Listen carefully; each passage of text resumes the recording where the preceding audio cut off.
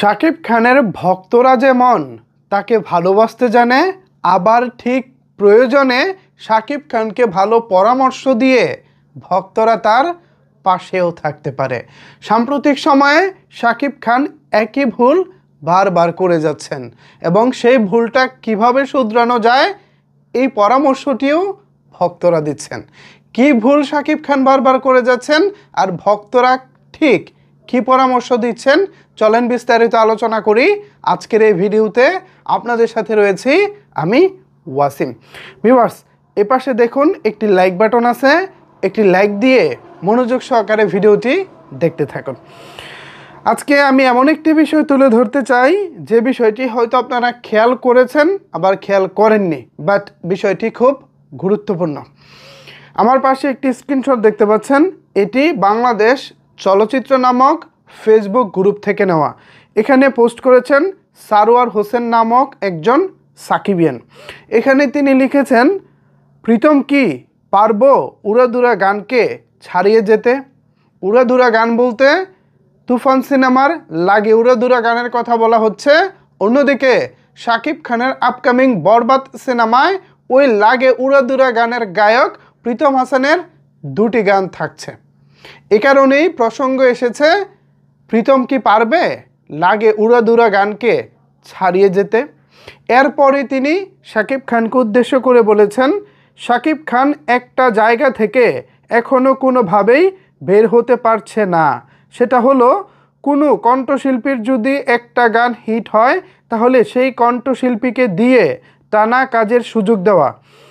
সেই এসআই টুটুল থেকে শুরু করে এখনও চলমান প্রিয়তমা ছবির ও প্রিয়তমা গান হিট হবার পর পরবর্তী ছবিতেও বালামকে গানের সুযোগ দিয়েছিল।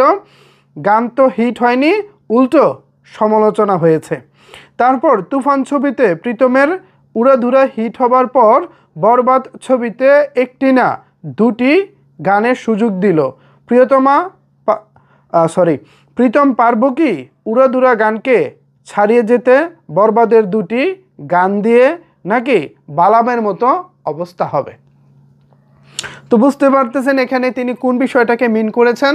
আমি ছোটোবেলা থেকে যেটা দেখেছি, শাকিব ভাইয়ের একটা টেন্ডেন্সি আছে, কোনো পরিচালকের সাথে যদি তার একটি কাজ ভালো হয়ে যায় তখন তাকে লাগাতার কাজ দিতে থাকেন।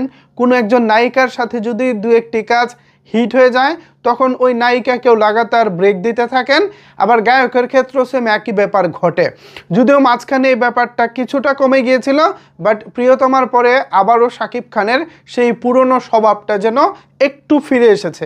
প্রিয়তমা সিনেমায় ও প্রিয়তমা শিরোনামের গানটি বিশাল হিট করার পর এর পরবর্তী সিনেমার রাজকুমারে আবারও বালামকে সুযোগ দিয়েছেন শাকিব খান, কিন্তু প্রথম গানটির মতো দ্বিতীয় গানটি সেভাবে দর্শক সাড়া ফেলতে পারেনি। এরপরে যেটা হয়েছে, তুফান সিনেমায় শাকিব খানের লিপে প্রথমবার এসেছিলেন প্রীতম হাসান। লাগে উড়াদুরা গান দিয়ে পুরো বাংলাদেশ মাত করে দিয়েছেন, বাজিমাত করে দিয়েছেন।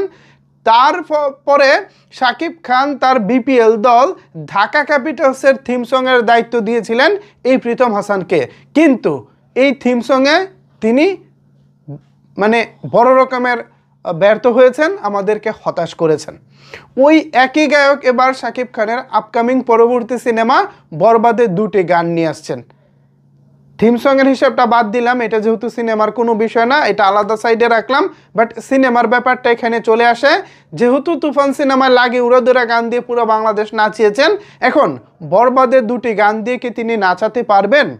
যদি কোনো কারণে কমতি হয় তাহলে তো প্রশ্ন থেকেই যাবে।